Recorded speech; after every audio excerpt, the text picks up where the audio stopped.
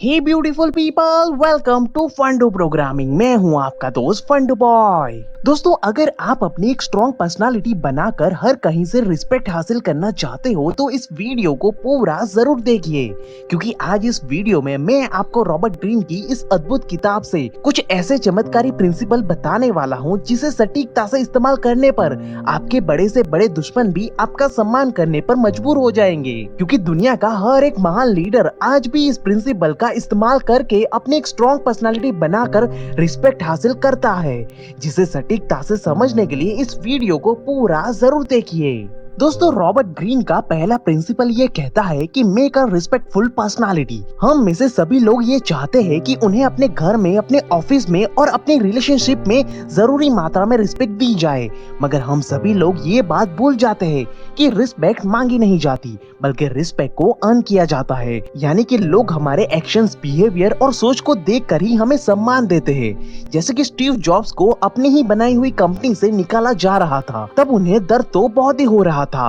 और इस डिसीजन को रोकने के लिए उन्होंने अपने बनते प्रयास तो जरूर किए, मगर फिर भी कुछ चालबाज लोगों ने साथ मिलकर उनको अपनी ही बनाई हुई कंपनी से धक्के मारकर निकाल दिया। अब ऐसे सिचुएशन में दूसरा कोई पावरफुल लीडर होता तो वो अपनी सारी ताकत लगाकर बदले की भावना से इस कंपनी को बर्बाद करने की कोशिश करता। यहाँ तक कि मार्केट में सभी लोगों के सामने उसकी निंदा करके एप्पल कंपनी को लोगों की नजरों में नीचा दिखाने की कोशिश कर सकते थे। मगर नहीं दोस्तों, स्टीव जॉब्स ने इनमें से एक भी काम नहीं किया, बल्कि उन्होंने अपने कमाए हुए पैसों से तुरंत ही एक नई कंपनी की स्थापना की और वहाँ पे उन्होंने अपनी काबिलियत, अपनी बुद्धि क्षमता का भरपूर इस्तेमाल किया और इस नई बनाई हुई कंपनी को उस लेवल तक लेकर गए जहाँ से पूरी दुनिया को स्टीव जॉब्स की असली काबिलियत और बुद्धि क्षमता का प्रमाण साफ साफ दिख रहा था। और स्टीव जॉब्स की इस काबिलियत को देखकर एप्पल कंपनी को खुद अपने किए हुए कर्मों पे शर्मिंदगी महसूस हुई और 10 साल के बाद एप्पल कंपनी ने खुद स्टीव जॉब्स को पूरे सम्मान के साथ एप्पल कंपनी का नया सीईओ बनाया।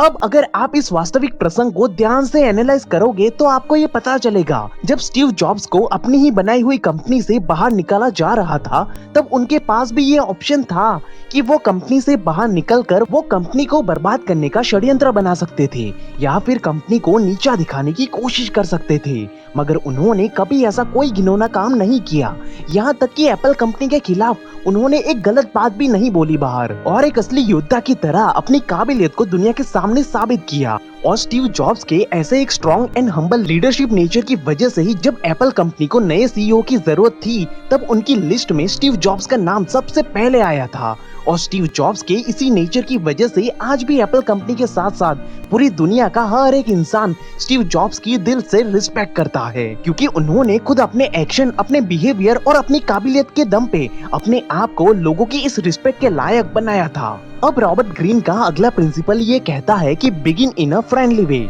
रॉबर्ट ग्रीन ये बताते हैं कि आप चाहे कितने भी पावरफुल और ऑनरेबल इंसान क्यों ना हो, मगर लोग आपकी बात तब तक नहीं मानेंगे जब तक कि आप उनके साथ एक फ्रेंडली रेपो बिल्ड नहीं कर लेते। जैसे कि राहुल का बॉस एक दिन अचानक से आकर ये बोला कि ओए राहुल, तुम एक नंबर के डफर हो, तुम्हारी वजह से कंपनी को रोज कितना नुकसान झेलना पड़ रहा है, तुम्हें पता भी है ये, इसलिए हम तुम्हें 10 दिन के लिए एक ट्रेनिंग कैंप में भेज रहे हैं, जिससे कि तुम एक ठीक ठाक काम करने का तरीका सीख लो और आगे जाके कंपनी का बेफालतू में कोई नुकसान ना कर लो। अब अगर राहुल की जगह पे आप उस कंपनी में काम कर रहे होते और ये बॉस आकर आपको इसी तरह से अपनी अकड़ दिखाता, तो आप उस समय पे क्या करते, वो मुझे कमेंट करके जरूर बताना।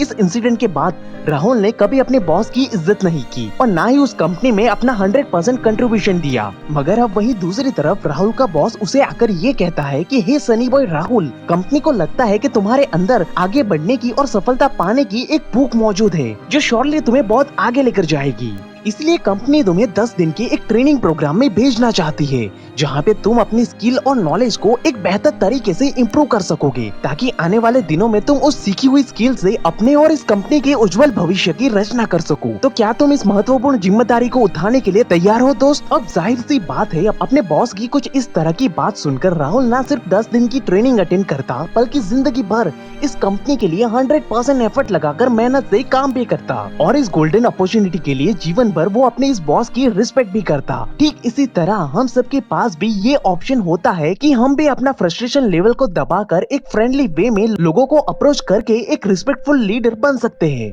मगर हम नासमझ इंसान अपने गुस्से और अपने पावर ऑफ पोजीशन के नशे में इस कदर चूर हो जाते हैं कि हम कभी एक बेहतर ऑप्शन को अपनाने के बारे में सोचते ही नहीं और बेवजह ही लोगों को नीचा दिखाने की कोशिश करते हैं, जिसकी वजह से ही इतनी बड़ी पोजीशन पे लीडर होने के बावजूद भी लोग हमारी बिल्कुल भी इज्जत नहीं करते।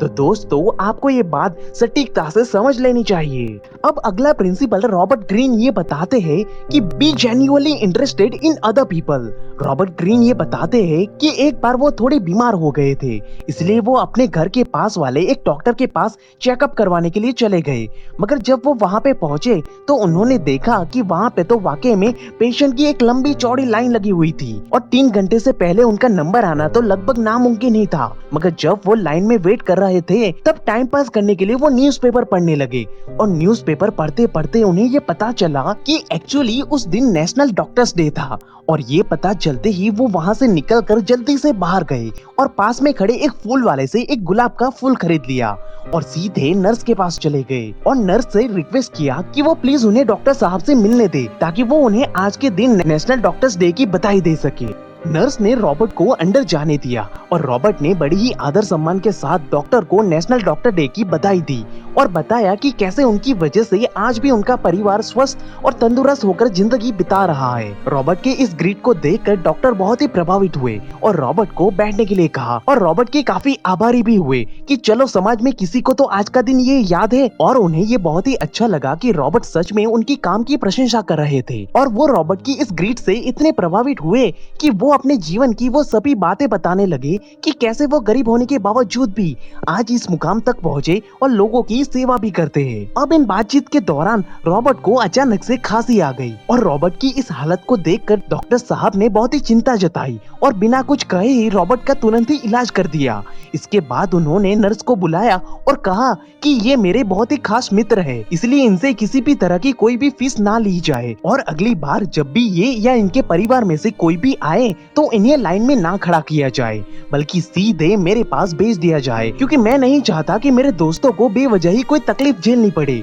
और इसी तरह से एक सिंपल सी साइकोलॉजिकल ट्रिक का इस्तेमाल करके रॉबर्ट ने ना सिर्फ अपना काम निकलवा लिया बल्कि उसने जीवन भर के लिए एक बहुत ही अच्छा मित्र भी बना लिया जो पूरे दिल से रॉबर्ट का आदर सम्मान भी करता था। अब एक्चुअली में देखा जाए तो यहाँ पे रॉबर्ट ना कोई ग्रेट पर्सनालिटी वाले इंसान थे, ना ही कोई बड़े ओहदे के आदमी थे, मगर एक आम इंसान होने के बावजूद भी एक जेन्युइन इंटरेस्ट दिखाने की वजह से ही रॉबर्ट ने ना सिर्फ अपने लिए रिस्पेक्ट को हासिल किया बल्कि साथ ही साथ उसने कुछ ही समय में एक अनजान डॉक्टर को एक बहुत ही अच्छा दोस्त भी बना लिया था। रॉबर्ट ग्रीन का अगला प्रिंसिपल ये कहता है कि लोग कभी भी ज्यादा और फालतू बोलने वाले लोगों की बिल्कुल भी रिस्पेक्ट नहीं करते। आपने खुद ये देखा होगा कि आपके ग्रुप में, आपके फैमिली मेंबर्स में कुछ ऐसे लोग जरूर होंगे जो बेफालतू की बात कर करके आपको इरिटेट करते होंगे, क्योंकि उनकी बातों का ना तो कोई तथ्य होता है ना ही कोई मतलब होता है, जिसकी वजह से कोई भी लोग उनकी बातों की ना तो कोई रिस्पेक्ट देते हैं ना ही उनका कोई सम्मान करता है। क्योंकि दोस्तों, सोसाइटी में कदर उन्हीं लोगों की होती है जो ज्ञानवर्धक सटीक बातें करता हो। इसलिए अगर आपके पास कुछ अच्छा और सही बात बोलने का कोई सटीक टॉपिक ना हो तो चुप रहिए दोस्तों, क्योंकि बेवजह की फालतू बात करने पर आपकी कोई भी रिस्पेक्ट नहीं करेगा। जैसे कि अगर आपने कभी कोयल को देखा होगा तो आपको ये पता चलेगा कि बाकी बर्ड्स के कंपैरिजन में कोयल की आवाज सबसे मीठी और मधुर होती है, क्योंकि एक रिसर्च के मुताबिक ये पता चला है कि कोयल तब तक आवाज नहीं निकालती जब तक कि उसे श्योरिटी नहीं हो जाती कि वो जो भी बोलेगी वो मीठा और मधुर ही बोलेगी। और यही वजह है कि दुनिया का हर एक इंसान कोयल की आवाज सुनकर मनमोहित हो जाता है। ठीक उसी तरह जब एक लीडर मीठा, मधुर और ज्ञानवर्धक बातें करता है तभी इस समाज में उसकी रिस्पेक्ट की जाती है। नहीं तो इस महाशय की तरह आप चाहे कितनी भी बड़ी पोजीशन पे क्यों ना खड़े हो और चाहे कितनी भी बड़ी बड़ी बातें क्यों ना कर लो, मगर फिर भी जनता के बीच में उनकी कोई भी रिस्पेक्ट नहीं की जाती। अगर आपको भी अपने दोस्त, अपने परिवार के बीच में सम्मान के पात्र बनना है तो अपने शब्दों पे हमेशा ध्यान रखना चाहिए, वरना तो ये समाज आपको कभी भी कोई रिस्पेक्ट नहीं देगा दोस्तों। रॉबर्ट ग्रीन का अगला प्रिंसिपल ये कहता है कि be good at what you do. Robert Greene का ये कहना है कि समाज या सोसाइटी में रिस्पेक्ट उन्हीं लोगों को दी जाती है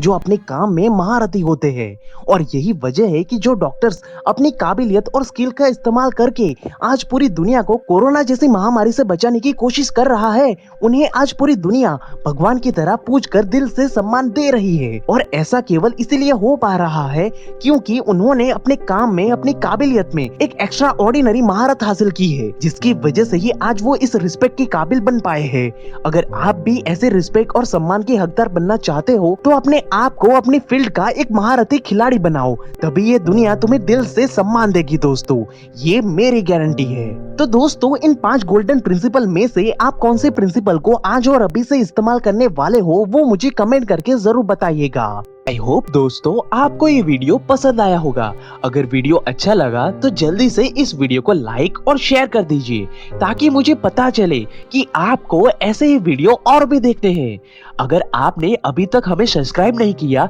तो जल्दी से सब्सक्राइब करके इस बेल आइकन को दबा दीजिए, ताकि आपको हर हफ्ते यानी कि संडे को ऐसे ही इंस्पायरिंग और नॉलेजेबल वीडियो मिलते रहे। And at last, thank you for watching guys.